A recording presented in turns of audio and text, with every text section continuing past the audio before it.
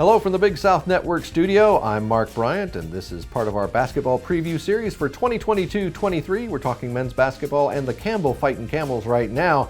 And with me is head coach Kevin McGeehan. Coach, thank you for being here. Great to be here. Let's jump right into it because you're already hard at work. How's practice going? What are you seeing, and what are you emphasizing with the team for this year? Yeah, practice has been really good so far. I've been really pleased with the competition level in our group.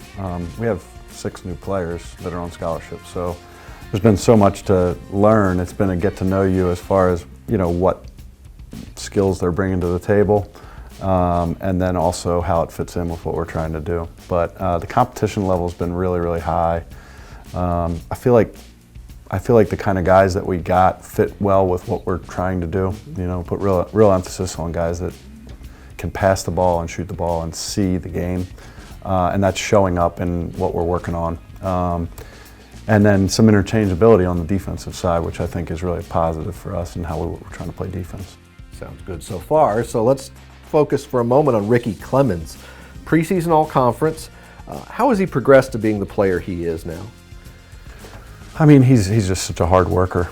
You know, he came to us as a walk-on and is now, you know, All-Conference. That's quite a story. Yeah.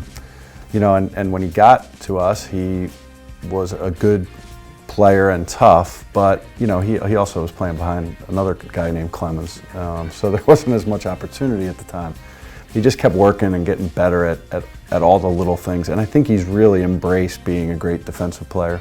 And I think he's one of the best, if not the best in our league. He's a great playmaker, yep. Really finds guys, and his aggression really helps our team. Well, in addition to him, who are the other key returning players that you're counting on to lead the Camels this year?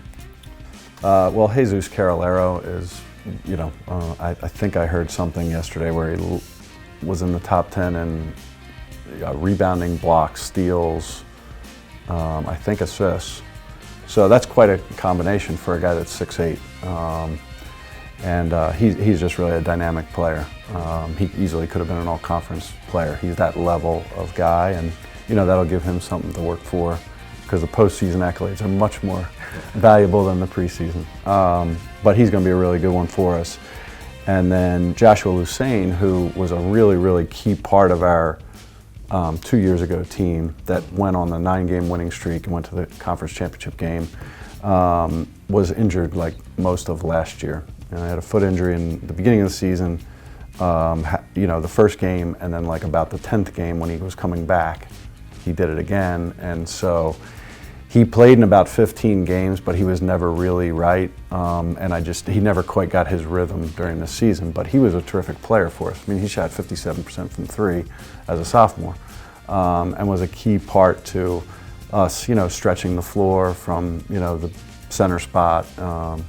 Jesus did a really nice job filling in for him, and if they're both healthy, they could be quite a duo just because they're, you know, similar in a lot of ways, but have a lot of strengths that complement and will allow Jesus to play some forward, and you know, we can do some different things with those guys.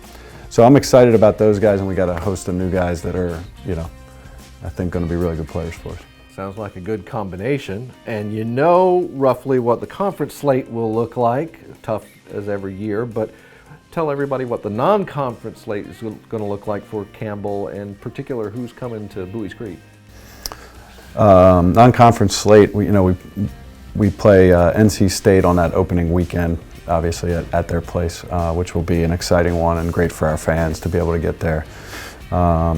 Play at East Carolina, and then home games, UNC Wilmington, which is one of our longest rivals. We're playing at App State's tournament, so that's another nice in-conference or in-state game. Jacksonville and Stetson coming to Buies Creek, which are, you know, our old A-Sun rivals, which kind of cool. So I think we got a really nice non-conference schedule. I think it's challenging. You know, I think it'll prepare us well for Big South play. Well, we look forward to seeing all that come together. And Coach, we thank you. We wish you and the whole team the best of luck this year. And we thank you for watching another of our previews for the 2022-23 season in the Big South.